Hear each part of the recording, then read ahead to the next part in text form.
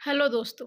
आज मैं आपके लिए बहुत ही इमोशनल स्टोरी लेकर आई हूँ। अगर आप हमारे चैनल पर पहली बार आए हैं तो प्लीज़ हमारे चैनल को सब्सक्राइब करें और वीडियो को ज़्यादा से ज़्यादा लाइक और शेयर कीजिएगा। कहानी की शुरुआत करते हैं। मत मारो मुझे, मैंने कुछ नहीं किया। तुरंत इंजेक्शन दिया जाता है और वो धीरे धीरे शिथिल होकर निढाल हो जाता है।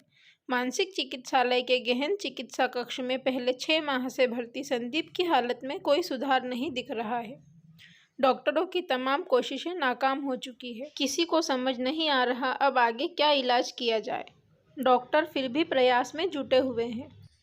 इत्तेफाक से मनोचिकित्सकों का विश्व सम्मेलन होने जा रहा है। उसी में भाग लेने डॉक्टर रॉबर्ट भी भारत आए हुए हैं।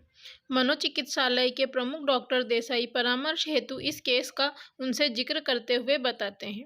डॉक्टर रॉबर्ट, संदीप बेहद सामान्य घर का प्रतिभाशाली लड़का है। इसने आईआईटी में टॉप किया था और बहुत बड़े पैकेज पे इसका प्लेसमेंट हुआ था। तमाम न्यूज़पेपर और मीडिया में इसकी चर्चा थी।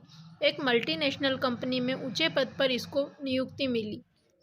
कुछ समय बाद बड़े बड़े घरों की बेटियों के रिश्ते आने लगे। उसमें से ही एक है रीना, जो बहुत बड़े बिजनेसमैन की बेटी है, जिनका देश में बड़ा नाम है। संदीप जैसे प्रतिभाशाली और ऊंचे पद पे आसीन युवा से रीना प्रेम करने लगी।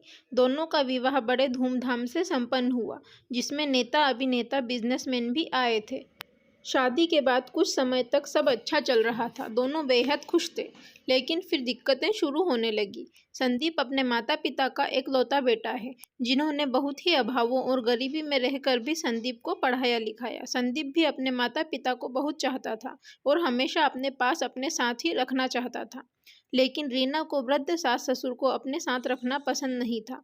शुरू में तो वो संदीप को समझाने का प्रयास कर रही थी कि उनके रहने का इंतजाम कहीं और कर दिया जाए। रीना को लगता था कि वृद्ध सास ससुर के कारण उसे कई बंदिशों का सामना करना पड़ रहा है, इसीलिए वे उन्हें अलग करना चाहती थी। धीरे धीरे रीना का अपने सास ससुर के प्रति व्यवहार बदलने लगा। वो बात बात पर उनका अपमान करने लगी, उनके खाने पीने का भी ध्यान नहीं रखती। इस कारण घर में तनाव रहने लगा। संदीप भी बहुत आहत और परेशान रहने लगा। काम का बोझ और दिन रात रीना से विवाद के कारण संदीप अवसाद में रहने लगा। उसने कई बार रीना को समझाने का प्रयास भी किया कि उसके माता पिता के अलावा उसका कोई नहीं है और इस उम्र में उन्हें कहीं और स्थान पर रखना भी उचित नहीं। जिन माता पिता ने उसे काबिल बनाया, पुत्र होने के नाते उसका भी फर्ज बनता है कि उन्हें साथ रखे और उनकी सेवा करे। रीना को संदीप की बातें समझ नहीं आती और वो उन्हें अपनी स्वतंत्रता में बाधक समझने लगी। धीरे धीरे घर में अशांति रहने लगी और फिर कलह में बदल गई। पति पत्नी के बीच भी रिश्तों में कटुता आने लगी। एक दिन रीना ने संदीप को साफ साफ कह दिया कि अब उसे माता पिता अथवा पत्नी दोनों में से एक को चुनना पड़ेगा। संदीप द्वारा निर्णय न लेने की दशा में रीना घर छोड़कर चली गई। इस कारण संदीप और ज्यादा दुखी रहने लगा।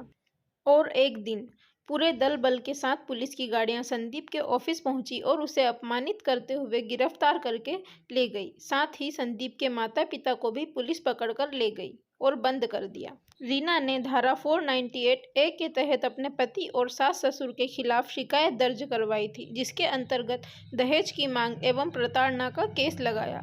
इस धारा में जमानत एवं जांच का भी प्रावधान नहीं है। बस एक शिकायत पर तमाम नामजद लोगों को पुलिस गिरफ्तार कर ले जाती है।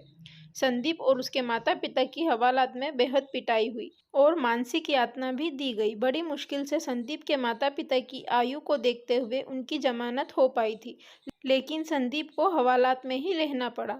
इस प्रताड़ना और अपमान को संदीप के माता पिता सहन नहीं कर पाए और दोनों ने आत्महत्या कर ली। आत्महत्या से पूर्व उन्होंने एक पत्र भी छोड़ा था, जिसमें लिखा, प्रिय बेटी रीना, बिना किसी आशा और अपेक्षा के हमने अपने बेटे का जीवन सुखद बनाने के लिए कड़ा संघर्ष किया। तुमको सदा अपनी बेटी ही समझा, लेकिन हम में ही कोई कमी रही होगी जिस कारण तुम हमें अपने माता पिता नहीं समझ पाई। हमारा बेटा संदीप निहायत सीधा, सच्चा और संवेदनशील इंसान है। वो तुम्हें कभी दुखी नहीं रखेगा। हमारे जाने के बाद तुम वापस लौट आना और खुशी खुशी जीवन बिताना। हमें तुमसे कोई शिकायत नहीं है बेटी। शायद हमारी तकदीर का दोष है अथवा नियति का, जो हम सब एक साथ खुशहाल जीवन नहीं जी पाए। तुम्हारे ही माता पिता। देखिए डॉक्टर रॉबर्ट, अपने माता पिता की आत्महत्या, पुलिस द्वारा बेरहमी से की गई पिटाई और रीना द्वारा झूठे केस में फंसाने के कारण ये लड़का अपना मानसिक संतुलन खो बैठा और अब जो भी इसके निकट आ जाता है उसमें इसको रीना ही नजर आती है और ये भय से कांपने लगता है, चीखता चिल्लाता है। हाँ डॉक्टर देसाई, दहेज जैसी कुरीति के कारण आपके देश में निस्संदेह अनेक बेटियों का जीवन बर्बाद हुआ है, किंतु दहेज प्रताड़ना रोकने हेतु उठाए गए कानून का दुरुपयोग भी हुआ है, जिस कारण संदीप जैसे होनहार युवा का सर्वस्व तबाह हो गया। आपकी सत्ता और व्यवस्था को दहेज के दानव के इस दूसरे पहलू पर भी गौर करना चाहिए, जिससे संदीप जैसे अनेक युवाओं का जीवन बर्बाद होने से बचाया जा सके। दोस्तों, सरकार द्वारा बनाए गए नियम कानून लोगों की भलाई के लिए होते हैं, पर कुछ लोग इनका गलत फायदा उठाते हैं, जिसकी वजह से कुछ बेगुनाह लोगों को उसकी भरपाई करनी पड़ती है और उन्हें बहुत बड़ी सजा मिलती है। लोगों की झूठी कंप्लेंट की वजह से कितने ही घर बर्बाद हो जाते हैं। अगर आपको हमारी ये छोटी सी कहानी पसंद आई हो तो प्लीज़ हमारे चैनल को सब्सक्राइब करें और वीडियो को लाइक और शेयर करना ना भूलें। Thank you for watching.